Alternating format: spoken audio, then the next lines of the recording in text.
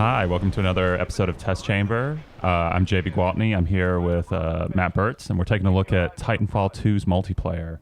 They've shown off some new modes at an event we were at recently. This one's called Bounty Hunt. Bertz, you got some time with Titanfall 2 at E3, right? Yeah. What'd you think of it? I'm cautiously optimistic on the changes they're making to the formula. I actually really liked the first game. I just felt it was really short on, carrots for the player. As you went further into the combat stayed good and balanced. Mm-hmm. It was just, what am I playing for? There was a really slow drip of content. You kind of unlocked all the weapons really early on. Right. So there wasn't a lot more incentive to keep playing. So we still haven't seen a ton of that, but, the action that I did play, it was really good fun. Yeah, that was kind of my issue, and I'm someone who put a lot of hours into Titanfall. I love that game. Was they rewarded you with the sort of prestige thing whenever you got done, like unlocking everything. And I've never been a big fan of that system because it's like, oh, here you go, a little emblem showing off that you're a badass. But I always want more from sort of these multiplayer experiences rather than just having to restart the cycle all over again. Okay, so this mode is called Bounty Hunt. It's a new mode where occasionally the game will send in like waves of grunts and drones in a single place on the map, and then you and your teammates go and kill them while the opposing team also tries to kill them. Like, they're enemies towards everyone. And you rack up money for killing both players and the grunts. And during the sort of off period where there's not a wave, this thing will happen where it says a bank is open and you have to rush towards a bank to deposit your money. So it's like GTA Online. Yeah, pretty much. And then you just go deposit it, and of course there's like a down period where you can't move or look away or anything at all. And if another player kills you and you have a big bank built up, you lose a good portion of that. Do they steal it as well? Do they get some of it? That wasn't really clear. Like, anytime you kill a player, you get a certain amount of money, and you might be stealing some of their funds, but it was just I never killed anyone who had a huge amount of money. Yeah. So it just was not clear. And of course, Titan stuff is still in play. So after you build up a big enough score, you can call down your Titan. You can, reduce the timer and whatnot. Yeah. Yeah. So one of the things they told me at E3 was they were kind of trying to go for more of like a Street Fighter vibe with the variety of the Titans. So everyone has really distinct qualities. Did you notice that while you were playing? I mean, yeah, they told us the same thing. But while I was playing, because the original game, the Titans in the first one had different abilities too. Yeah. And these are, I guess a little more specialized. But I wouldn't call it I wouldn't call it like Street Fighter-esque. It's just like, because I can play with any of them, I feel like. Like, I don't really have a preference over any of them.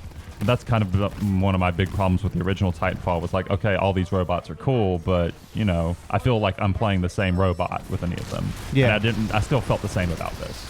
Okay. Yeah.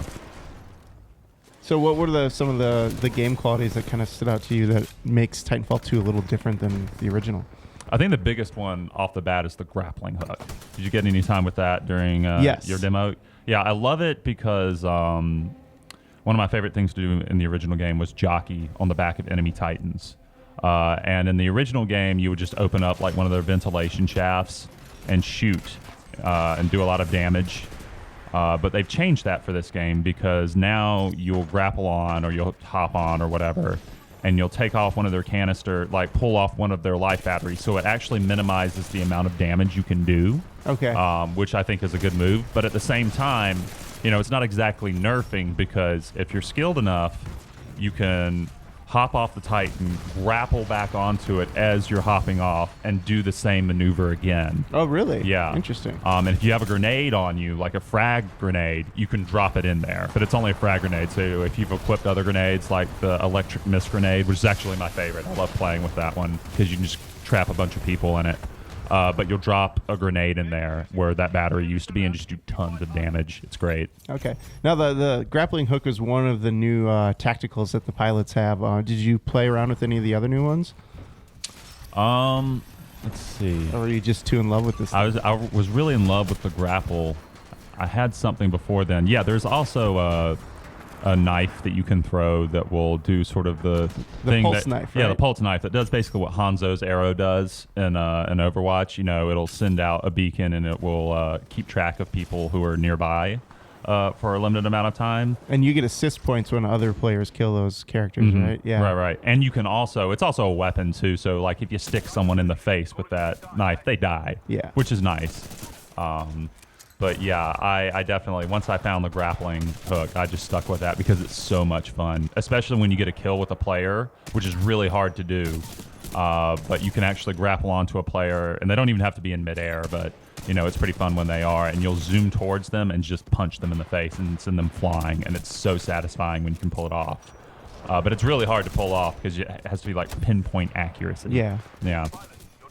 Did they show off any of the other new tacticals? Because I know they had those two, and then I believe the Hollow Pilot was the third at E3. Did they show any of the other 6? I think there's 6 total. No, we didn't really. No, because I think we really only had access to the pulse knife and the grappling. And the grappling hook. Maybe the hollow suit too, but I didn't. I mean the camo suit too, but I didn't really play around with that one because that's like a mainstay from the first game. I really wanted to see what the new stuff was. I just love punching things. Like that's my favorite thing to do in the Titan is just beat on things, especially other robots. Yeah, the close melee stuff is always fun with those. Yeah, it's not even like it's particularly well designed, but it gets the job done, I think. And of course, stepping on things, it's great. All the stuff that was good about the original Titanfall is good here. It feels like, I don't know, I think it's important with this sort of game to know what changes you can make without disrupting what makes the game work in the first place. Yeah, because I think that would be speed so easy. And the movement were so key in the original game, and it seems like that's pretty much here as well. Yeah. I know after the E3 video, some people were worried that, did they slow the pilots down? If they did, it was a fraction of the time. Yeah, I don't even They're not feel slow. it. Like it feels like I'm playing the original game. And I love all the new animations they put in with, when your pilot's getting into your Titan or whatever, your robot will, just reach out and grab him. It's just the little stuff. They knew to focus on the smaller stuff, and that's important. Now, they got rid of burn cards this time as well, which are sort of like you could bring this 3-pack of abilities kind of into any match, right, that you could activate upon respawning. Is there anything like that now, or how does the new system work? I mean, it's weird because it was during our matches, it was set to auto. Okay. So we didn't really get a good primer on it. Sometimes I'm not sure if it's just tied to how well you're doing. I think it might be that and also a time thing. So sort of like how your Titan cooldown functions. You'll get a weapon power up that'll make your gun more powerful, and it works for all your weapons. So I don't know if that's just some thing they have in place right now, but it wasn't really that well explained. But it's definitely different than the burn cards, which you could select in the progression menu and whatnot in your loadout menu. But it's different here. One of the new features for Titanfall 2 is their sort of matchmaking feature. They're calling it networks. And what they showed us at the event, we didn't really get to play around with it, is it's easiest to think of like subreddits, but as like group chat, like a group chat version of subreddits. Like they create sort of these massive chat rooms where you can just talk with strangers who happen to be in like the same interest groups as you are. And then you can just load up a match with them, like if you need people to play with. So like they had like a giant bomb interest group that was already set up. They had like clans, obviously. They had like a movie lovers sort of, like it was literally a subreddit or subreddits, but as group channels. And I didn't really feel like it was like revolutionary or anything. I can see how it could be interesting though for like, there are people who just want to go in and like, they have a little bit of time to burn. They're not super competitive. They want to be with casual people. And like if you're in one of those kind of discussion groups, maybe that will foster the kind of play you're looking for. Right. And vice versa, the super competitive guys who want to play with a team that uses tactics. Right. That could be beneficial. Yeah, I think it could be too, because one of the biggest problems, I think, especially with first-person shooter multiplayer games, this was a huge issue back in the days of like Counter-Strike Source, is like toxicity filters. Yeah. Like, your one hope would be going on to a server that had rules against like racism and stuff like that, and then actually having an admin that would enforce them. So hopefully, actually having sort of these subreddits that are like, hey, we're casual players. We don't really tolerate any of like the toxic language. We're not hyper competitive. Don't be jerks. Yeah. Maybe that will, like you said, that'll allow people to find the sort of players they want to be with. Yeah, I definitely think that's an area of improvement that we've needed in a long time for shooters. Because, like even a game like Division where you jump into a lobby and someone looks at your gear score and they're like, well, I don't want to play with that guy. They don't even know how good you are at the game. They just know they see your gear. What gear you have. And it's like, well, that's not really a good assessment of what you're going against here. Yeah, and it's hard to measure, of course, until we see it in action because, it could be a fantastic thing that's very subtle. Yeah. That's the sort of thing that plays out on a subtle level, if it plays out at all. So we'll have to see how that works. But if it does work well, I hope other shooters or other multiplayer games in general sort of embrace that. Yeah. Sort of these different avenues to communication.